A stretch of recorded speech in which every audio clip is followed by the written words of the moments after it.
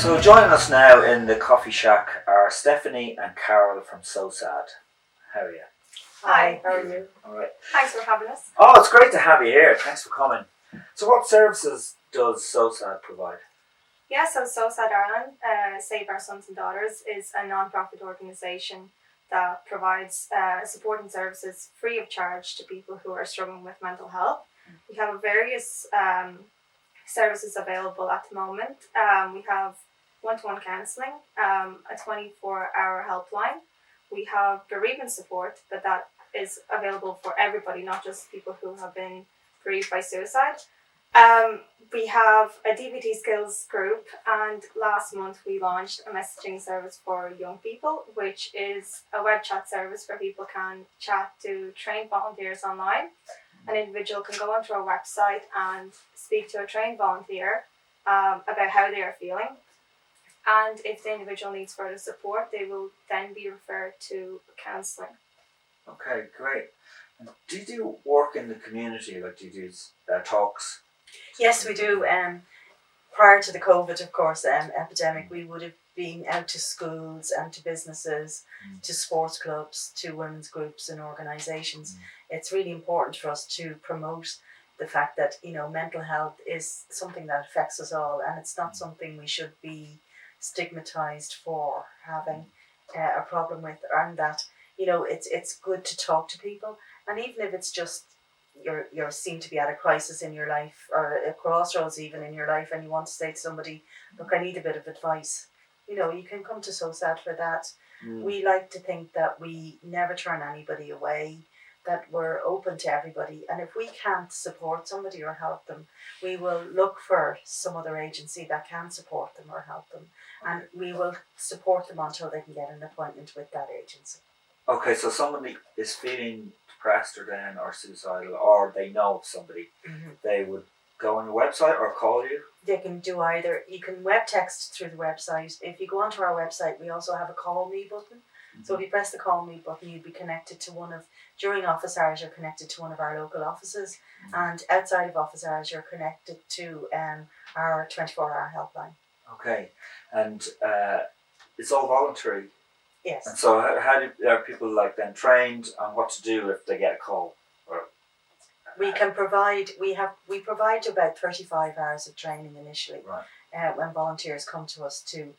We have sort of different levels of volunteers. So we have people who volunteer in admin support. So they would do, you know, meet and greet and reception, updating information and things like that.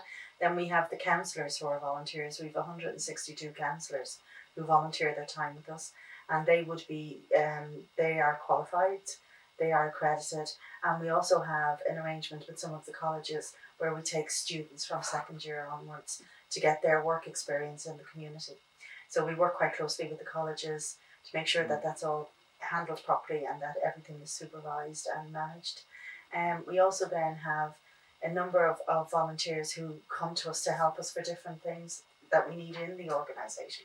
So we're very much a volunteer-led organisation, which I always say is our greatest strength, but it can at times be our greatest weakness. So because people's perception, if you come to a counsellor in SOSAD, in the past the perception would have been that, well, they're just volunteers and they don't really know what they're doing. But all of our counsellors are either qualified, accredited or in training. Right, and so the counsellors are qualified, but they're providing a free service? Yes, yeah. A lot of the counsellors would have come to us as part of their initial training, and they stay on. You know, they like the organisation, they like the ethos of the organisation, they like the fact that we offer the service free to anybody who needs help and support. You know, we originally set up as a sort of a suicide prevention charity, but then given as time has moved on, and particularly in the last 18 months or so, we've expanded our service to include that we will give help and support to anybody who needs help and support. And then you'll also liaise with the medical profession? Yes, absolutely, yes. We would refer people to GPs, we refer to psychiatric services services refer to us. You know, I mean, we work very much as it's a collaborative, we're a collaborative organisation. So we would collaborate with likes of the Red Door for addiction services. We would collaborate with Boomerang and Drogheda and some youth groups and other young people services for people under 24. You know, so we very much I feel that we're very much part of the community in the sense that we will direct and include as many other organisations in this journey for people as we possibly can, because we recognise that we're good, we're absolutely brilliant at what we do, but we can't be brilliant at everything. Right. So we have to realise our own limitations as well. And so if it's something that we can't deal with directly, we will refer people on. But the difference is that we will help support that person until they can get the relevant appointment. Yeah. And you know yourself, within sort of state HSC services and stuff like that, that can be months. Yeah. But at least we feel that we're doing something to help them while they're waiting on the sort of the right support, if you like. Yeah. And so what kind of things would you be saying to people when you go out into the community, if you talk to, I don't know, maybe football clubs or whatever, what kind of things are you telling them to? Well, we're normally telling them, to approach us and... Absolutely. It's usually a trained a staff or a counsellor that does these talks, and it's to encourage people to reach out when they need to inform them about the services that we offer, about where our services are based, and to encourage that please do reach out if you're struggling. Yeah. And do you think that maybe young men have a difficulty in expressing feelings of depression? I would say so, yeah. Is it particularly young men, or is it? I would say the majority of people that come to us in the sort of younger age group are women at the moment, though it's very close with men. I think in the last year or so with the pandemic, young men in particular are more able to come forward or feel it's more acceptable for them to come forward. It's just when we get to the 25-year-olds, that's when men are very reluctant to come forward to us. This is just our experience based on our own information and our figures. And, we would actively encourage men to come forward, and to speak. We have male counsellors, we have female counsellors. We normally ask people which they prefer. Some people prefer to have a male counsellor, some men prefer to have a male counsellor, some men prefer to have a female counsellor. It's very much, but we try to... It's strange. I've been to counselling and it was females, and I always would have chosen female, but the best was actually male. Yeah. I thought I'd find that awkward, but it wasn't. No, because I think male counsellors are brilliant. They have a different approach, I think, maybe sometimes to the female counsellors. But, that doesn't take away from the fact that they're brilliant in their own right. Yeah. And I think it's a bit like, nurses were always considered to be women, and counsellors were always considered to be men, but psychologists and psychiatrists are considered to be men. So, it's just one of those things. I think men have been underrated in the counselling side of things, and, more men, I think, are starting to come forward and starting to realise. But I do think it's an age thing. I think with men and some women, it's a generational thing. You get some older people who would think, couldn't possibly go and talk to somebody about their problems, and then it's breaking that sort of taboo, if you like, and saying to people it's okay to talk to somebody if you have a problem. Yeah. And so how do you fund all this? I should say with great difficulty. So with great difficulty. No, the organisation has been going in essence for the last 12 years, and we're self-funding for that time, and it's through the absolute generosity of the public. People will run events and then donate the funds back to us. Or, where Stephanie's role comes in is where she organises events for us. Oh, right. And so there's just events to raise money, what kind of events would you? Yeah, so my role is actually to look after our social media, PR and events. It could be the case that we organise our own SOSAD Ireland events, or I would assist people who would like to raise funds for us. So people would approach SOSAD and they would get them directed to me, who would just need assistance in setting up the fundraising page. We have had a lot of creative fundraising events happening. I think since the lockdown, people are more willing to volunteer their time. Recently, we have had a virtual Makeup Masterclass fundraiser. We have had a virtual magic show. A fitness yoga class, walk, run, hike, you name it. People are very creative, and we're so grateful that they're doing this for us to raise the funds for charity doing the service. We also have events that we would organise ourselves.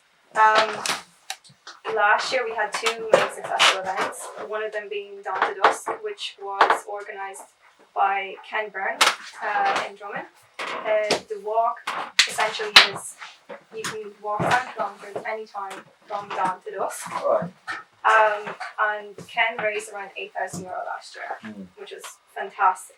That's amazing. So this year we're hoping to roll it out across all office locations. Yeah. The second event we had was an awareness event rather than a fundraising event. And that was for World Suicide Prevention Day on the 10th of September.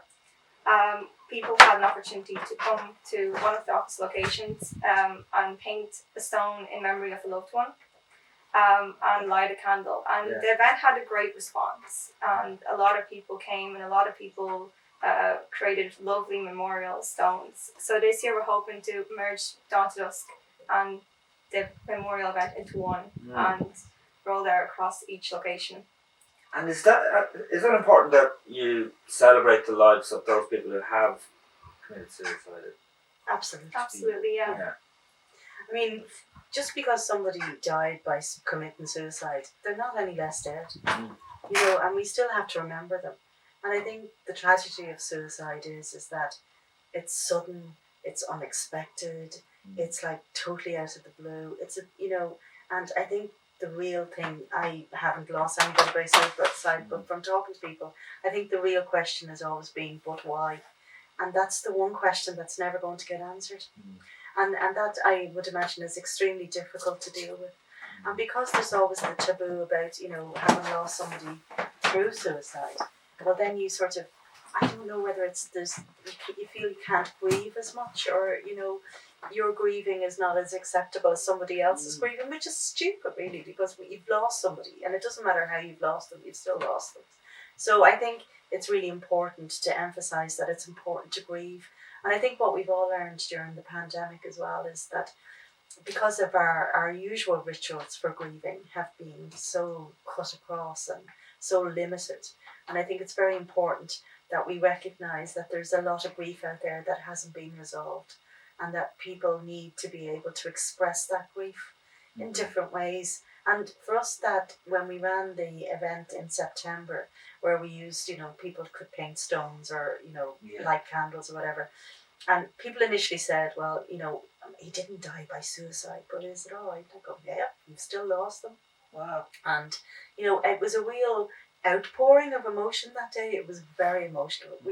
In Drogheda, we were down in the memorial garden beside the Augustinian Church, and it's small enough that people could come through. We were mindful of the COVID restrictions and everything at the time, but I think it was such a lovely event for people to talk about somebody that they had lost, and to feel that it was acceptable to talk about somebody that they had lost, and to talk about it with different people.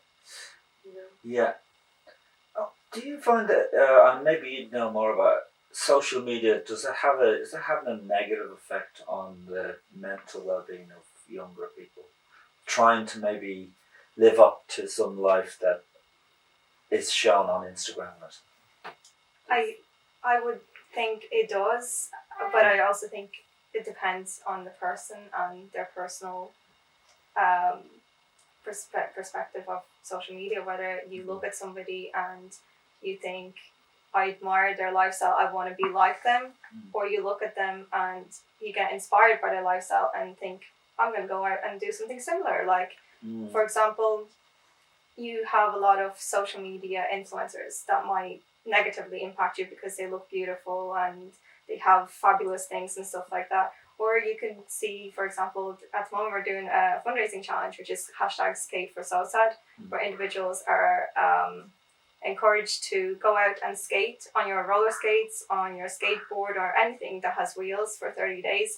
And that has inspired others to positively go out and do something.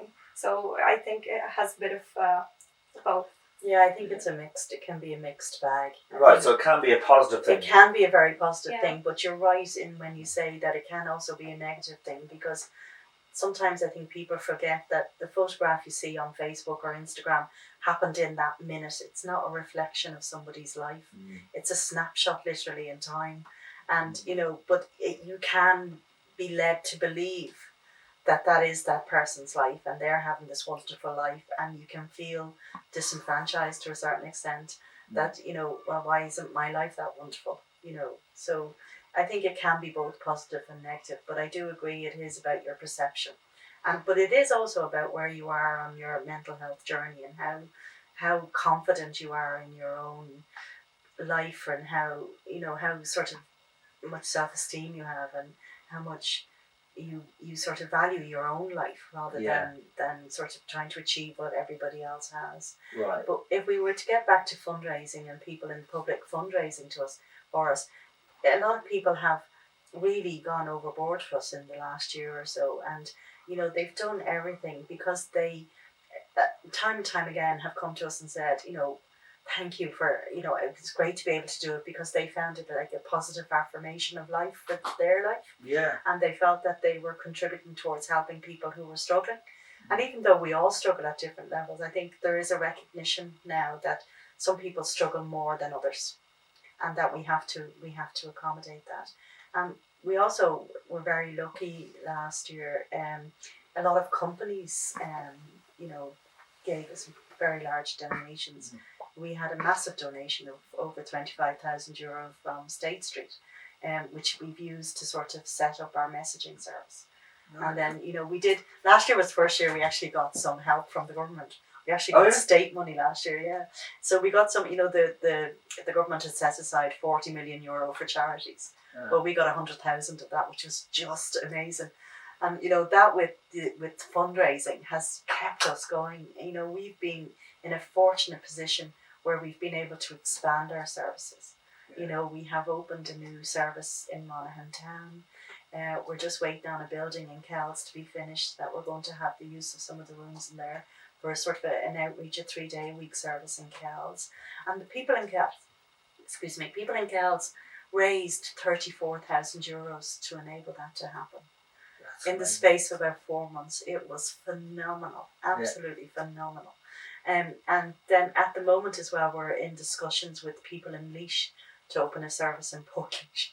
But, and I mean, I suppose in a way, COVID for us helped us to take a step back and think about the direction of the organisation and think about what it is we do and what we do well.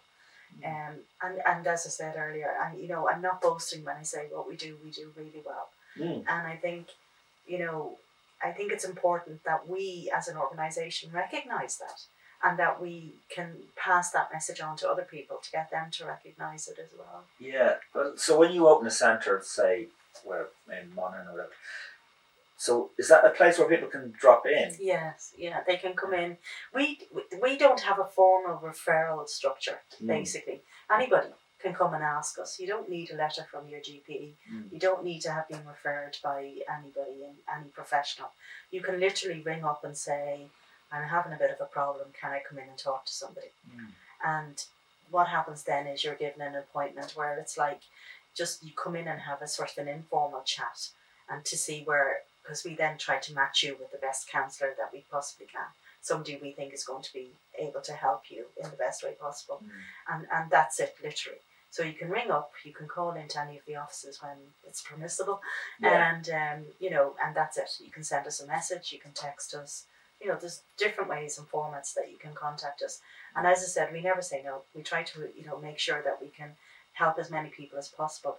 And we're able to do this because we have such amazing volunteers, and because we're supported so brilliantly by members of the public and companies and organisations. And, we also have branched out slightly now into, we have foreign language Facebook pages. Wow. So so we have 2 Facebook pages that we launched in January for the Latvian and Russian speaking community. Wow. The groups are facilitated and monitored by a volunteer who speaks those languages, and all content there is posted in those languages. We are hoping to expand to other languages in the future and make the service as inclusive as possible with easily accessible information to people who might not understand English or might not see the information in the groups that we usually post, and that we as a community we're just trying to make it as inclusive as possible. That's brilliant. We're Polish now, I think, is our next venture. Polish and Lithuanian are the next two that we're hoping to launch soon. But and it was a good exercise for us, because we went out to all of our counsellors and asked them, what other languages people spoke. And oh my God, the range of languages that came back was like unreal. And we even have somebody who speaks Tibetan. Yeah. And I was like, so I mean, and I think it goes to the quality of the people we have who are providing, who are supporting us, the counsellors and the admin staff, people who volunteer for us. People have a very wide range of skills and experience, and they're willing to offer those skills and that experience to us to enable us to help more and more people. And and that's where our biggest strength, as I say, with volunteers is. That's amazing. Absolutely. Yeah. We have a few volunteers that help us with social media and specifically content creation. We have graphic designers, video, motion graphic designers, copywriters. We have a wide range of volunteers who are there to offer 2, maybe 4 hours a week of their time to help us spread the word, raise awareness, and come up with creative ways to reach people. Yeah. Especially with TikTok now coming into Are you on into TikTok? our lives. I'm No, not we're going to personally. be. We have an account registered. We are in the middle of planning how we're going to go about to TikTok. We have some volunteers coming up with ideas, so it's exciting. Yeah. We're growing virtually as well as physically. Yeah. That's amazing, and that is a place to reach young people. Absolutely, yeah. Well, this time last year we only had a few Facebook pages, an Instagram account, and TikTok. Now we have a Twitter. Now we have LinkedIn, TikTok, 9 Facebook pages, and Instagram. I don't Twitter, know, I but think, that's yeah. great. It's a lot. It's a bit like double Dutch to me, I'm afraid. That's where Stephanie's strengths and skills and talents lie. But I think it comes back down to, again, that we want to make the service accessible to everybody. And, we recognise within our communities, like men and, and people whose first language is not English, we need to encourage more and more people to get involved. We're friendly. We like people. We like helping people. And, even if it's something like, we can refer people for financial help if they need financial help. We can refer people for legal help if they need legal help. It just, if you have a problem, if you need to talk to somebody, that's what we want you to do. We want you to lift the phone, ring us, go on, web text us, go onto our website, get the information there, call in when you can call in. All of our offices have been open mainly all through the pandemic, with all of the various different precautions in place. We're all open. We're open fully at the moment. So we've been doing face-to-face counselling as well through the whole pandemic. Initially we started off with just, for high risk and people who really needed it. But then we expanded it out as we sort of, the way you sort of get used to it. It's the new normal, as everybody says. And, we put a lot of things in place within our counselling rooms so that, everybody's more than 2 meters apart, and we have, masks and hand sanitizers, and, we have face shields if need be, we have screens. So we did everything we possibly can to make it easy for people to come and ask us for help. And can you do it online? Could you do a Zoom? Yes, we do Zoom, and we do phone support if people don't want to do Zoom.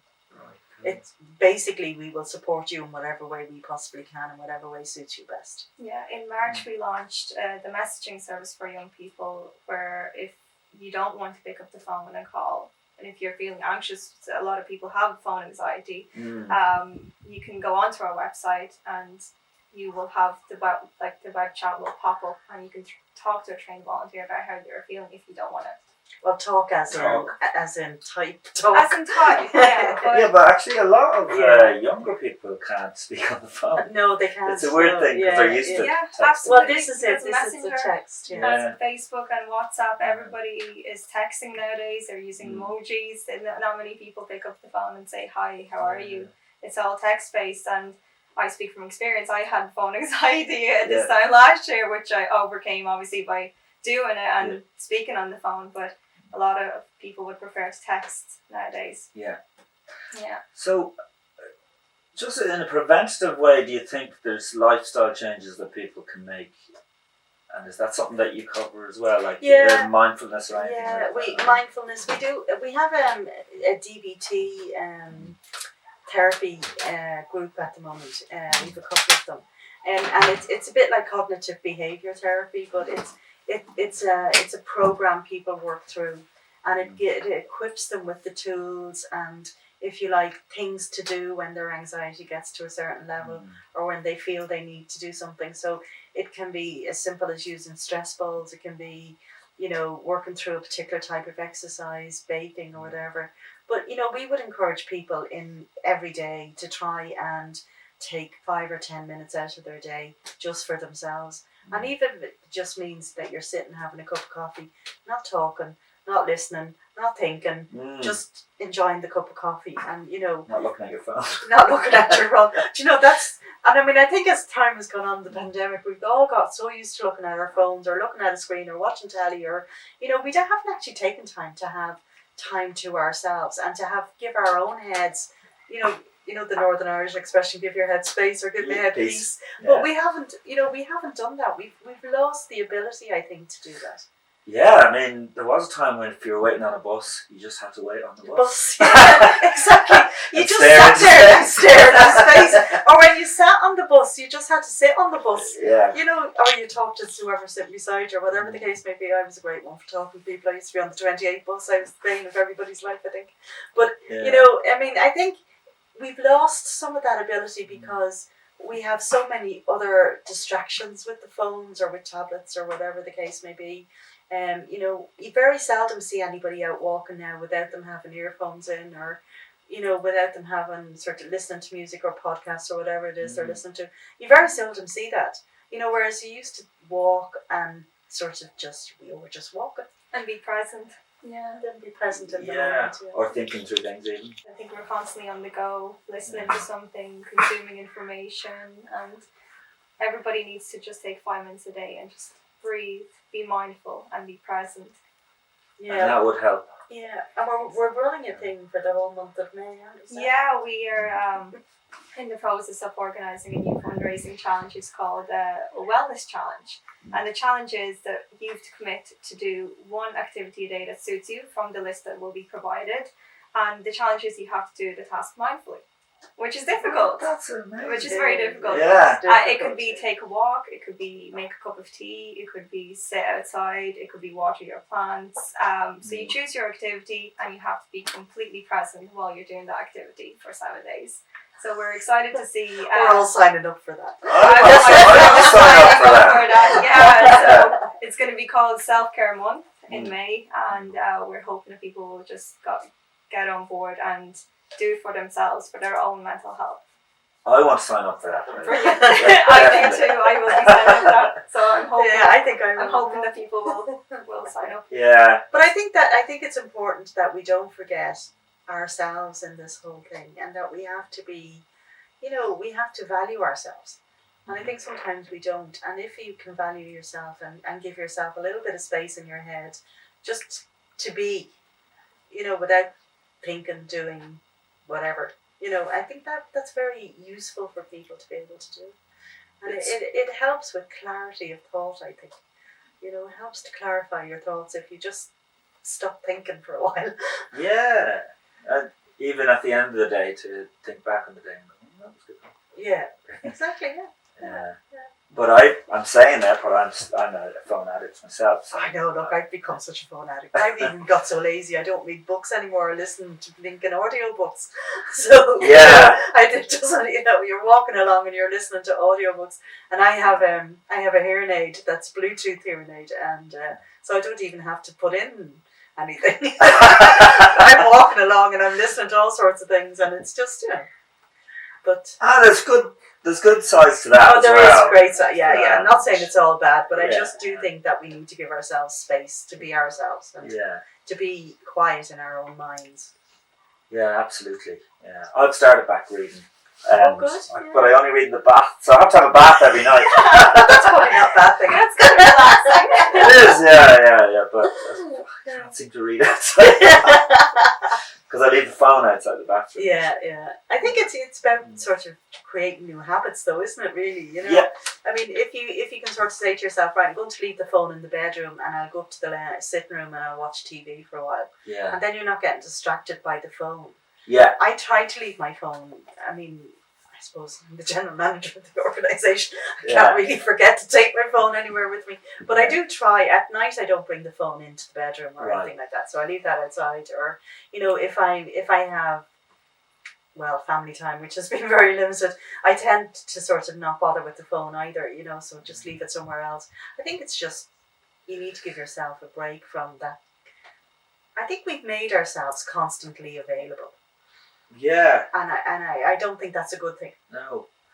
And even to take off some of the apps, like take Facebook off your phone. Yeah, I do that regularly. Yeah. But I can't do it now. I actually tried that. I went on holidays and I deleted all my messaging apps, and it was the most relaxing holiday I ever had. It was only for 5 days, but it was such a nice headspace for myself, not be constantly available and just enjoy everything around me in that time. So it's hard to switch off. For the first 2 days you're wondering, oh my god, is somebody looking for me? Do I have messages? What if somebody needs me? What if it's an emergency?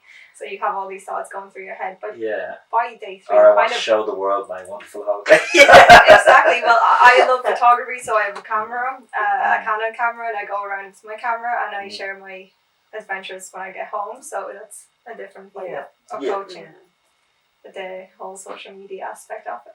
Yeah. Well, listen, it's been great chatting, and you're doing an amazing job. Thank you. And but it's not just us; it's the whole organisation. Everybody. Yeah. Everybody.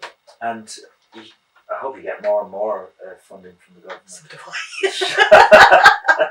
So do I. Yeah, I think actually we had a meeting with the Minister for Mental Health a number of weeks ago, and at the end of it, she says, "You know, you're on our radar now." So I'm thinking, I hope that's a positive thing. Yeah.